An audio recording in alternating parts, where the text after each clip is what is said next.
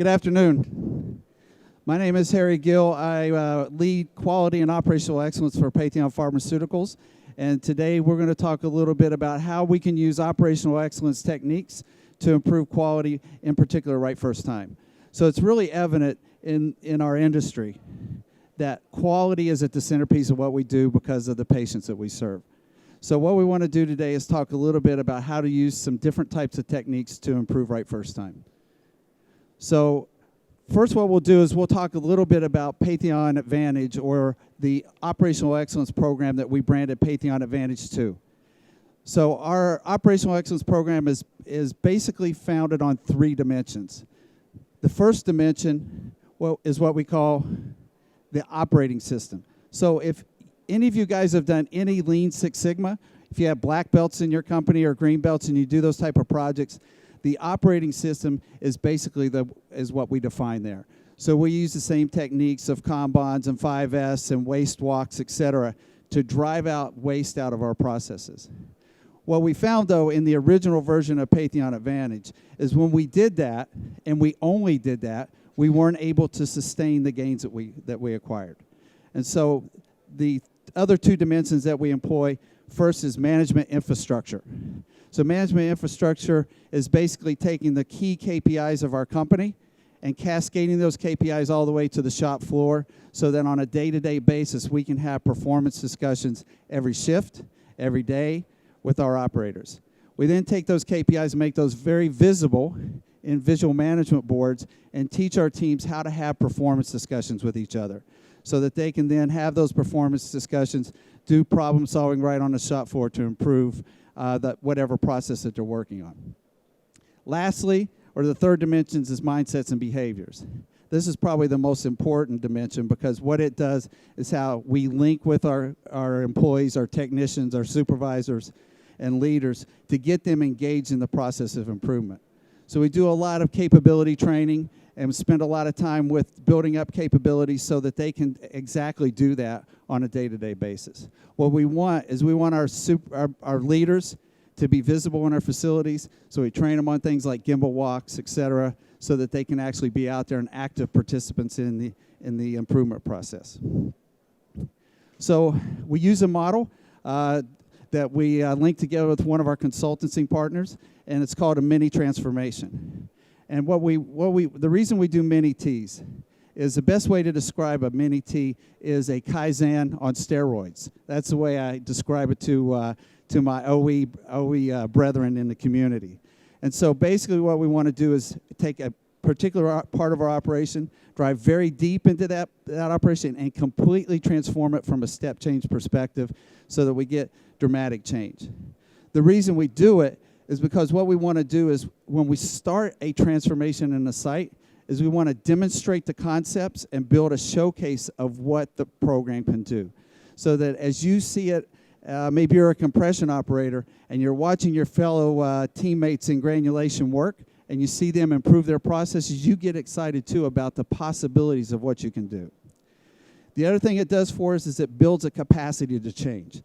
So in all of our transformation exercises, if we're doing, let's say, a packaging line, we'll have people from manufacturing, we'll have people from quality, from tech ops, all be a part of that transformational team so that it's an integrated, cross-linked approach. And the last thing it does for us, it kind of codifies the way we talk. So if you were to go to any of our sites today, what you'll see is time after time, these same 3 circles, these same 3 dimensions around working, visual management boards that portray that and show you how that you drive that process and codify that process into your network. So a little bit about mini T's. So like I said before, it's a Kaizen on steroids. So Kaizens usually lasts 3 to 5 days, something like that in the traditional manner. A mini transformation lasts 12 weeks. So in the first week, what we do is we spend a lot of time on building capabilities. So training you on the certain tools that we're going to utilize over the next 11 weeks. Then we also, what we'll do is make a very detailed plan of how we're going to transform that particular area. So let's use packaging as an example. So we may say, these are the activities over the next 12 weeks that we are going to try to implement to improve the efficiency on that packaging line. And so from weeks 2 to 6, we actually go out And instead of trying to get it right 100%, we actually go out there and start trying new approaches, start trying to improvement ideas that we have from our operators and supervisors to get quick wins and build excitement. It's also in this period of time when we develop our visual management and start measuring our KPIs. Then from the next 3 weeks, from week 6 to 8, that's the point in time when we start the process of expanding it out into other packaging lines, for example. And then lastly, weeks 8 through 12, we want to make sure it sticks. And so our black belts will at that time start to pull away from the project team and allow them to manage their process on their own and allow them to manage or develop their next 3-month plan for how they're going to drive improvement. One of the most important parts of this, though, is there's feedback loops. So all during the process, if something were to not go as we planned on our trajectory, we would feedback and go back to the next step. So we think there's 5 key elements to a successful transformation. The first one is you have to have high aspirations, but those aspirations have to be grounded in context. So it's really easy to go out and say, let's improve this particular part of our operation by 30% or 40%. But if you don't have data that backs it up, that allows your people to see that you can actually do that, then it becomes a senseless task. And so what we do is we always ground our vision in some type of context. You have to have high-performing senior teams. So the leaders in your factories or your operations or your labs have to be high-performing individuals. It's got to be a balanced approach. That's why we use the 3 different dimensions, so that we have as much emphasis on improving processes in the traditional way as we do from a culture perspective and changing the culture, so that we have a very balanced approach. It's got to be led by the people that actually do the work, by line leaders. And then whatever program you put in place, it's got to be scalable. It's got to be something that you can take across the entire organization, whether you're doing it in operations like packaging or compression, et cetera, or whether you're in your laboratories or in your QA environment or you're with your S&OP teams. So it has to be a holistic approach. So that's a very high overview of what Patheon Advantage II is. So about a year ago, we asked ourselves, can we use these same techniques to improve quality? Can we use these exact same tools, the mini transformation process, the 3 dimensions of improvement? Can we use those same things to improve quality, in particular our key KPI right first time? So the first thing we did was we looked in the mirror. And in talking to our clients and talking across the industry, what we saw was that we had a little too loose of a definition of what right first time was. So we would often talk to clients and we would say, our right first time is X, and they would say, no, we think it's Y. Well, that's a very uncomfortable meeting if you're there. And so what we did is we took kind of a survey of all of our clients, and we picked the definition that we felt was the most robust or the toughest to meet. So you can imagine in the first 2 or 3 months of measuring this way that our data didn't look too good internally. Well, you'll see that in one of the last slides. So these are the elements that we used to drive quality improvements utilizing these tools. The first one we executed right first time micro T's. So we're going to explain that a little bit more in a case study that follows. We also improved incident response. So how fast and how rigorously we respond to each deviation incident. And we have a case study on that also. We also spent a lot of time on leadership development and culture development. And so we have programs like Right From Me, where we talk to our employees about, you got to make sure before you pass it to the next guy that you've done the right thing, that you've delivered a right first time product. Even if you're the chemist who's just delivering it to your chemist next door to do a detailed review for you. We also have things like quality huddles, where we go out into the operation and our quality leaders spend time on the floor actually talking to people about our quality KPIs, about complaints we may have had or deviations we may have had, to do some things around how do we educate ourselves and educate people on what's going on in our factories. We established a very structured training program. And so we took a organizational model where we took training and put training reporting into the quality group. And probably the most important thing we did in this particular year, this year, was we actually now have a structured approach to onboarding. So when you bring a person in for their first day, not everybody can work in a pharmaceutical environment.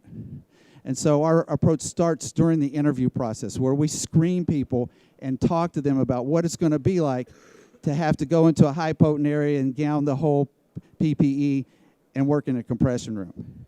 And so we do that screening process and then do on the job training or onboarding processes to make sure that we have a higher percentage of success when we bring people into the organization. The next one, quality on the floor, was something that was a personal thing that I wanted to make sure that we did as a company. Because too many times quality professionals sit in their office and wait for somebody to tell them a problem happened so that they can be the judge of whether that problem is good or bad. And so what we want is we want our quality professionals to be out on the shop floor. So we actually are moving our reviewers out into the shop floor to try to do the batch review in real time. Not as policemen, but as a coach. Not as a policeman, but as a partner. So that you're working together to see where the problems are in your batch record so that you can improve those problems. And then lastly, what we did was we made sure that right first time was in everybody's objectives and everybody's performance plan. So at Patheon, for us to be paid our bonus, we have 3 KPIs and only 3. One of those is right first time. It counts 33%. So if we don't make it, we lose that. That's a pretty good incentive to help us as leadership and as managers and supervisors to drive right first time, to show the importance of it to our company. So the goal is to make sure that when we're done, and we're not even close to done, but when we're done, what we have is a transformation where operationally and culturally, right first time is just the way we think. That it's the way we act, it's what we talk about, it's how we drive our quality performance. So what I'd like to do now is share a couple case studies with you. All right. This one's from our Cincinnati facility. Basically, they took a look at where they were with the new definition, and they were well below the threshold that we wanted them to be at, which was above 95%. Their top 10 products deliver 80% of their volume, and every one of those products was in the 70s to 80% right first time with the new definition. So basically what they did, and this was after they had finished 6, is they took a look at where they were on those particular products and then applied the 3 dimensions of our improvement process. So first they went and looked and diagnosed their problem to see where are we having problems, what kappas are we doing that don't work, where our deviations come from, and then did a failure modes effect analysis to figure out what parts of the process have the highest probability of causing a deviation. From there, they systematically worked on looking at ways to mistake-proof that, to use pokey yoke or whatever techniques that we want to use to drive out errors, and then have a process where we systematically maintain and sustain that particular gain. On the management infrastructure piece, all the visual management boards were then added into the right first time piece, and even individual boards on how are we performing from a right first time perspective, so that we could have discussions and debrief so we can maintain and sustain our performance. And then lastly, we engaged everyone. And so it wasn't just a first shift exercise or just an exercise with the quality team and the operators. We had a cross-functional approach where we actually had the guys who did the tech transfer of that particular product be a part of the team and the leader of the team. So it's almost like you put this in here, you help us solve the problem. And so that particular approach. So here are just a few very simple examples of things that are very easily done. The one on the top left here was basically changing the way the batch record was structured, not changing anything that we do or anything that would cause a regulatory filing, but just structuring the batch record so it's easy to use, so the operator can easily do the calculations. The one on product 2 and product 3 are basically just implementing standard work. Just implementing a standard way and training people on that particular way to do it so that you do it the same way every single time. The one on the right is product 2 is so easy, it's almost embarrassing to put it on a slide because it's an old tray granulation drying process, and we would have trouble with uneven drying. So the fix, calibrate a scoop so that you put the same amount of granulation on every single time. Now, you would have thought we would have figured that out a long time ago, right? The last one, and some of the approaches were more, maintenance related. And so our mechanics in this particular instance came up with a new sensing device, a laser sensor, rather than the older device that was on the fluid bed dryer to help us prevent false positives or false alarms that were causing deviations. So what was the result? So in every single case, all 6 products got better in their initial campaign after the Micro T. And for the year, on those 6 products, we have 59% less deviations than we had in the previous year. The other thing that came with it was a cultural change in the way that the team behaved and the way the operators engaged in what they did on a day-to-day basis. And then from a financial standpoint or a company standpoint, one of the clients gave us 45% more volume, and 2 of the clients actually came to us and said, we want a new dosage form, or we want you to do a new project with us from a tech transfer perspective. So very beneficial, driving quality, driving right first time, and actually having positive business benefits. Our last one's around rapid response. So in our Toronto operation, one of our problems was it was taking us much too long to do our deviations. Saying it was 42 days to complete something that we have a goal in the industry of doing in 30 days or less. And this wasn't even getting it to the client for approval. This is just taking us 42 days to get it to the client. We're also having a rise in deviations that were caused by procedural type errors. So it was obvious that our CAPA process wasn't effective. So basically what we did, linking to our quality on the floor program, is with our quality professionals there, started to train our operators for how to look for when something is wrong. When do you ask the question? When do you hold your hand up? And so anytime our operator thinks there is a potential that there is a deviation, they dial a number. That number is linked to the SMEs of that particular process, and within 15 minutes, those SMEs, a cross-functional team, will be on the shop floor to start the investigation process. Now, sometimes they get there, and it's not a problem. If we would have let it go, it could have turned into a deviation that we would have had to do an investigation and cap on. So they triage the problem. They talk to the operators right away, because it's a lot easier to find out what happened immediately after it happened. If you wait 3 weeks, you're not going to know. I used the analogy yesterday that if I run a red light and you ask me if I ran the red light a month from now, I'll probably go, I don't remember. But if you ask me 5 minutes after I run the red light, I'm probably going to remember that I went through that thing. So when we talk to our operators and start using problem-solving tools like we do in our OE program, 5 Whys, fishbone diagrams, cause and effect diagrams, etc., when we start that right away, we get the process of getting to the CAPA very early. The other thing it does for us is it creates a cross-functional team that agrees with what we're going to investigate very early in the process. Too many times what you see is the operations team will write the deviation. They'll send it to the quality guys. The quality guys will say they don't like it. They send it back to the operations guys who think they know what the quality guys said, who send it back to the quality guys, who then send it back, etc. That's the start of the problem before you ever send it to the client. And so what happens is if you can get that agreement up front, then you have a much better chance of actually finding real root cause. The other piece is to take a look at how effective are those CAPAs. So what we then do is do some CAPA effectiveness work after the problem is solved to make sure that we've actually solved the particular problem. So what happened in Toronto? 45% reduction in cycle time. Now their goal, I think they were, at last time we looked, around the 15 to 20 day range. Their goal was 10 days. So they're about halfway to their goal. But still a remarkable improvement in just about 3 or 4 months.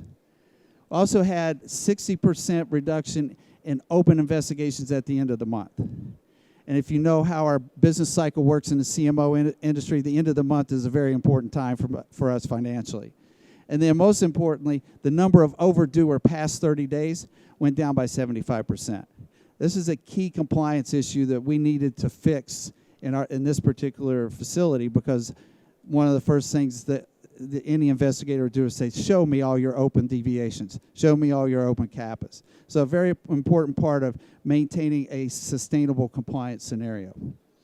So when we get to the end of the day, we put all these things in place.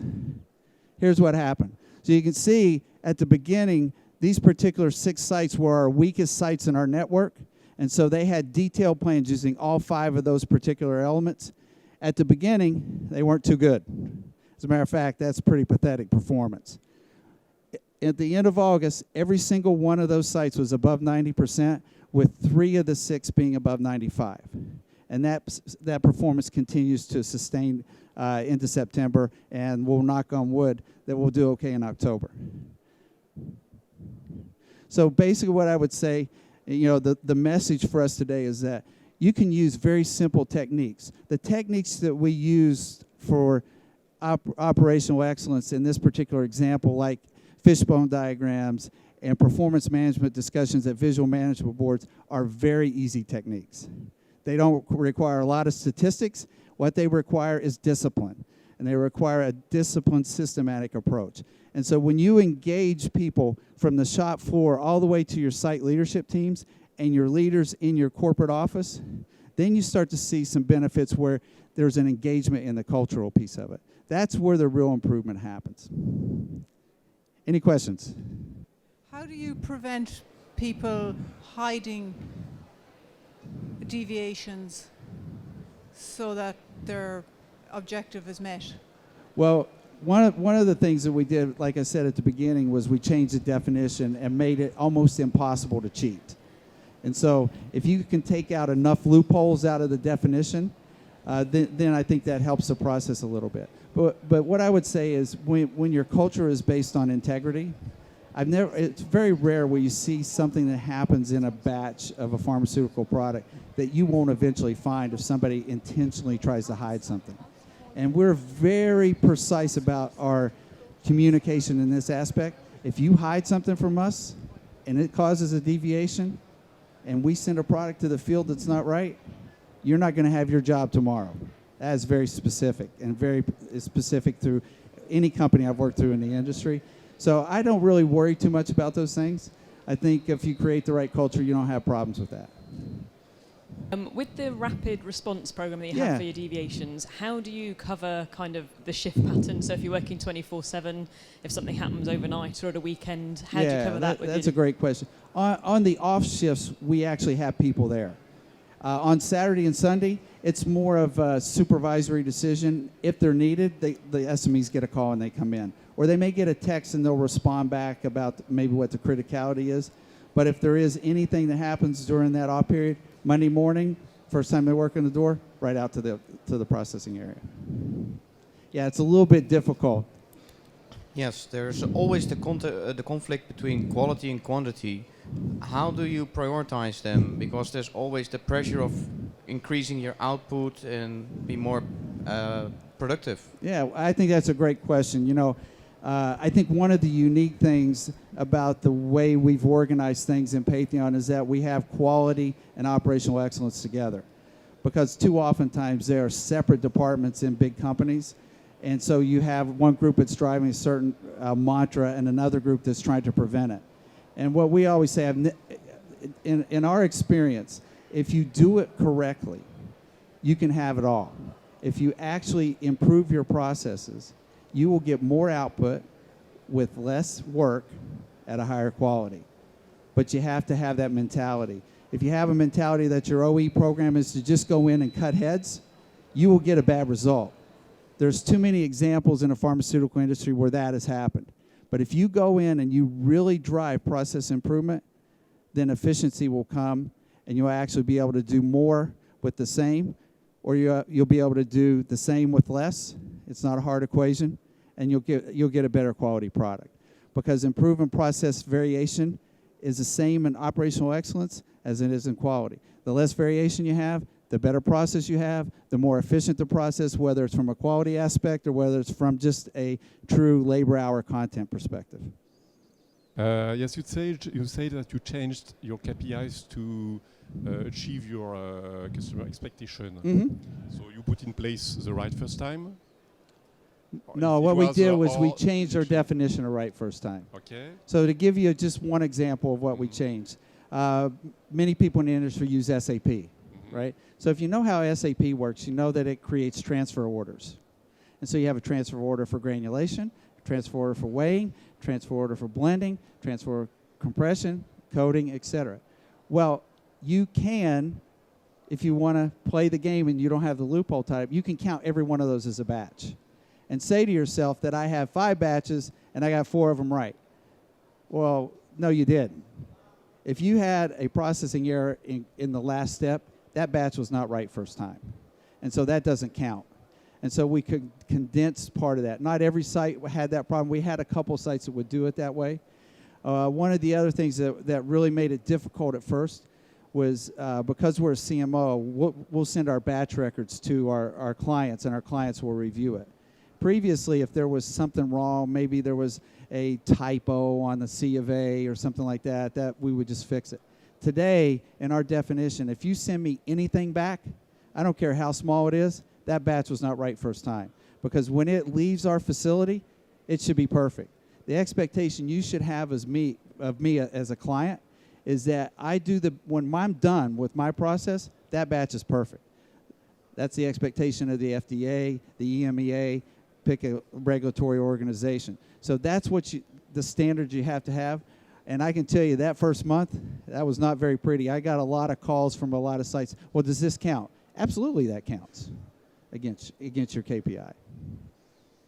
Do you have any other KPIs that you had to set up in order to answer to your customer expectations? Oh, absolutely. So at the same time we changed this KPI, we also changed our definition of on-time delivery because we had a similar problem. And I would say we have a very stringent approach to on-time delivery in full. And we also worked on a couple of other supporting KPIs, but those were the 2 basic ones. And those 2 plus a financial KPI that our board members insisted we have are the 3 KPIs we measure for performance. All right, thank you very much.